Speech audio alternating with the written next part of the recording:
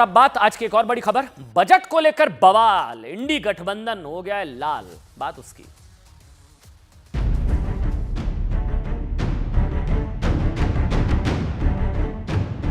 किसी स्टेट को कुछ नहीं मिला और सबके थाली खाली और दो के थाली में पकोड़ा और ये अपना jalebi. I would challenge the Congress party for all the budget speeches that they've delivered, that in each of the budget speeches, have they named every state of this country? This is an outrageous allegation.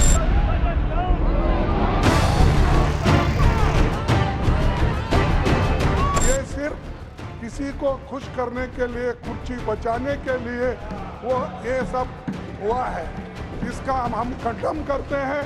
माता जी बोलने में तो expert है, मुझे मालूम है, तो उसी तो माता जी नहीं आपकी बेटी के बराबर हैं। तो अलायंस पार्टनर जो सरकार बचा रहे हैं, उन्हें समर्थन मूल्य सरकार दे रही है। क्या अच्छा है, कुर्सी बचाने के लिए अच्छा है। पुराने प्रोजेक्ट को पूरा देश के लोग के, पूरा बिहार के लोग का ठगने का काम है। लोग समझ रहा है। हमारे तीसरे टर्म में पहला बजट विकसित भारत 2047 तक बनाने की राह पे। ये तो सरकार बचाओ अभियान है, ये गवर्नमेंट का नहीं बजट है। इस तरह से निराशाजनक, गांव खेती सबकी अनदेखी की गई। तो ये सरकार बचाओ बजट था, इस करके ऐसी पार्टियों को दिया गया है, ऐसे राज्यों को, जिस करके ये सरकार खड़ी है। देखिए, कल नरेंद्र मोदी सरकार ने तीसरे कार्यकाल का पहला बजट पेश किया।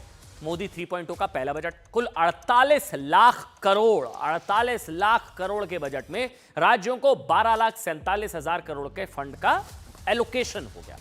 राज्यों को ये फंड जो दिया जाता है ना, मतलब आपके लिए बड़ा ही ये एक तरीके से जानने वाली चीज होगी, राज्यों को ये फंड एलोकेशन संवैधानिक परंपराओं के मुताबिक था। ये नेहरू जी 1951 में नेहरू जी के वक्त गठित फाइनेंस कमीशन की सिफारिशों के आधार पर था। क्या होता है कि मतलब राज्य की जनसंख्या के हिसाब से फंड एलोकेट किया जाता है। एक फॉर्मूला वही है, वो पुराना फॉर्मूला चलता रहा है नेहरू के टाइम से। अब हो क्या रहा है, इसके बावजूद पूरा विपक्ष क्या कह रहा है कि बजट बांटने में इंडी वाले जो राज्य हैं उनके साथ भेदभाव हो गया, गैर एनडीए शासित राज्यों के साथ भेदभाव हो गया। इंडी वाले राज्यों का तो नाम तक नहीं लिया गया, नाम नहीं लिया गया। विपक्ष वाले राज्यों के साथ भेदभाव हो गया। विपक्ष कह रहा है ये अन्याय वाला बजट है। जहां जहां इंडी गठबंधन वाले राज्य हैं उनके साथ सौतेला व्यवहार हुआ।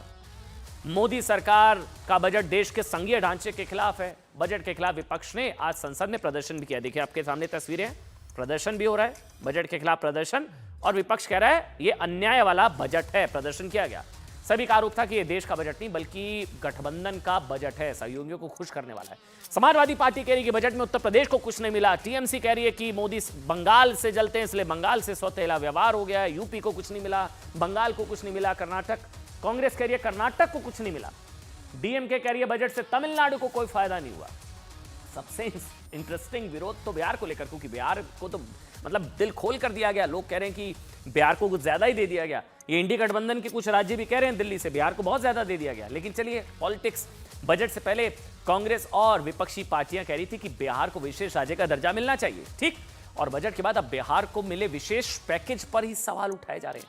लेकिन बजट पर विपक्ष के अन्याय के आरोप में कितनी सच्चाई है, फैक्ट्स, फिगर्स जानना चाहिए ना, कि यूपी को कुछ नहीं मिला, बंगाल को कुछ नहीं मिला, फिर गया कहां सारा पैसा। ये जानने के लिए हमारी रिसर्च टीम ने बजट से जुड़े कुछ तथ्य निकाले हैं। ये तथ्य अब हम आपके सामने रखने जा रहे हैं, सुनिएगा। समाजवादी पार्टी का क्या आरोप है? समाजवादी पार्टी का आरोप है कि बजट में यूपी को कुछ नहीं मिला। मिला कितना जानते हैं? यूपी को केंद्र से 2,44,000 करोड़। बजट में यूपी को कुछ नहीं मिला, मिले हैं 2.5 लाख करोड़। ममता बनर्जी कह रही हैं केंद्र सरकार ने पश्चिम बंगाल से सौतेला व्यवहार किया। बंगाल को 93,000 करोड़ मिले हैं, 93,000 करोड़। कांग्रेस का आरोप है केंद्र ने कर्नाटक से अन्याय किया। बजट में कर्नाटक को 45,000 करोड़ मिले हैं। आम आदमी पार्टी का आरोप है बीजेपी सरकार ने पंजाब से भेदभाव कर दिया। पंजाब में बजट को 22,000 करोड़ मिले। प्रॉब्लम जो अपोजिशन के साथ है वो ये कि नाम नहीं लिया स्टेट्स का, सिर्फ बिहार का ले लिया और जो है तेलंगाना का ले लिया। डीएमके तमिलनाडु की अनदेखी का आरोप लगा रही है, जबकि बजट में तमिलनाडु को 50,000 करोड़ मिले। उद्धव गुट का कहना है कि बजट में महाराष्ट्र बहुत इंपॉर्टेंट है, महाराष्ट्र के साथ अन्याय हो गया, ये कहा जा रहा है। केंद्र ने बजट में महाराष्ट्र को 78,000 करोड़ दिए हैं। 78,000 करोड़। उद्धव की पार्टी ने यह भी आरोप लगाया, जानते हैं क्या, कि महाराष्ट्र सबसे ज्यादा टैक्स देने वाले राज्यों में है, फिर भी उसे काफी कम बजट एलोकेट किया गया। तो इस आरोप का सच तो यह है कि प्रत्यक्ष कर के मामले में सिर्फ महाराष्ट्र नहीं, दिल्ली, गुजरात और तमिलनाडु भी सबसे ज्यादा टैक्स देते हैं, और इन 4 राज्यों का टैक्स कलेक्शन मिलाकर ही 70% हो जाता है। अच्छा, आप ये जानना चाह रहे हो कि बजट में राज्यों का एलोकेशन कैसे होता है, क्या वाकई इसमें फेवरेटिज्म या भेदभाव हो सकता है? तो इसका जवाब है नहीं। वित्त आयोग द्वारा तय फॉर्मूला है। यह फॉर्मूला सुनिश्चित करता है कि देश के सभी राज्यों को विकास के लिए बराबर का हिस्सा मिले जनसंख्या के अनुपात के हिसाब से। अब यूपी बहुत बड़ा स्टेट है, अब पंजाब और यूपी का बजट एलोकेशन तो सेम नहीं हो सकता ना।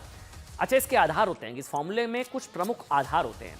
यूपी, बिहार, मध्य प्रदेश और बंगाल जैसे राज्यों का हिस्सा बड़ा हो जाता है। सबसे बड़ा सूबा यूपी।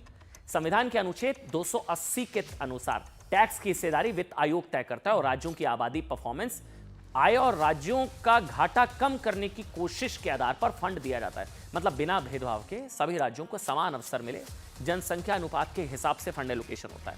इसी आधार पर कल भी बजट का बंटवारा हुआ, बजट एलोकेट किया गया। मनमोहन सरकार के समय भी हुआ, वाजपेयी सरकार में भी हुआ, पहले लगातार होता रहा है। फिर भी बजट के खिलाफ इतना सियासी एक तरीके से हो हंगामा क्यों हो रहा है, इसी को लेकर सवाल है। क्या कहा जा रहा है, पहले वो सुनिए।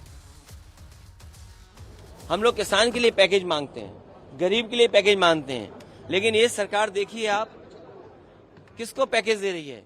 जो सरकार चलवा रहे हैं, सरकार चलाने के लिए पैकेज मिल रहा है। बिहार को पैकेज मिला, आंध्र प्रदेश को पैकेज मिला। हम ये नहीं कहते कि पैकेज नहीं मिलना चाहिए, डेवलपमेंट के लिए, इंफ्रास्ट्रक्चर के लिए पैसा मिले, लेकिन दूसरे प्रदेशों के साथ भी भेदभाव न हो। हमारे तीसरे टर्म में पहला बजट विकसित भारत 2047 तक बनाने की राह पे ये बजट हमें गति देता है। ये एक नया भारत, एक सशक्त भारत के प्रतीक के रूप में यादगार रहेगा। बड़े कल्पनात्मक चीजें भी हुई हैं इसमें। आम आदमी, सामान्य लोगों तक इसका लाभ पहुंचे, उसकी विशेष चिंता की गई। देखिए, विपक्ष का दूसरा आरोप है कि वित्त मंत्री ने बजट भाषण में गैर एनडीए शासित राज्यों जैसे दिल्ली, पंजाब, बंगाल, केरल, छत्तीसगढ़ का नाम लिया। इस आरोप का तथ्य समझने के लिए नेटवर्क 18 की रिसर्च टीम ने मोदी सरकार के अलावा मनमोहन सरकार के बजट भाषणों पर भी रिसर्च की। रिसर्च के जरिए समझने की कोशिश की कि कांग्रेस सरकारों ने किन राज्यों का नाम लिया, क्या कांग्रेस ने भेदभाव नहीं किया। ये सर्च की तो कई फैक्ट्स मिले जो बताते हैं कि यूपीए सरकार के बजट में तमिलनाडु का उल्लेख या डीएमके का उल्लेख तब हुआ जब वो राज्य में कांग्रेस की सहयोगी थी। तमिलनाडु का उल्लेख तब हुआ, मतलब डीएमके जैसे यूपीए सरकार से बाहर हुई तो बजट में तमिलनाडु की बात नहीं हुई। दूसरा दिलचस्प फैक्ट ये हुआ कि यूपीए के बजट भाषण में 2007 के बाद गुजरात का जिक्र तक नहीं हुआ। 2007 के बाद से, मतलब जब विधानसभा चुनाव से पहले 2007 मोदी और गांधी परिवार के दूसरे के खिलाफ खुलकर बोलने लगे थे। तीसरा इंटरेस्टिंग फैक्ट ये कि यूपीए सरकार के बजट में बंगाल का उल्लेख भी लगातार हुआ जब तक टीएमसी गठबंधन में शामिल रही। हेडलाइंस पर एक नजर।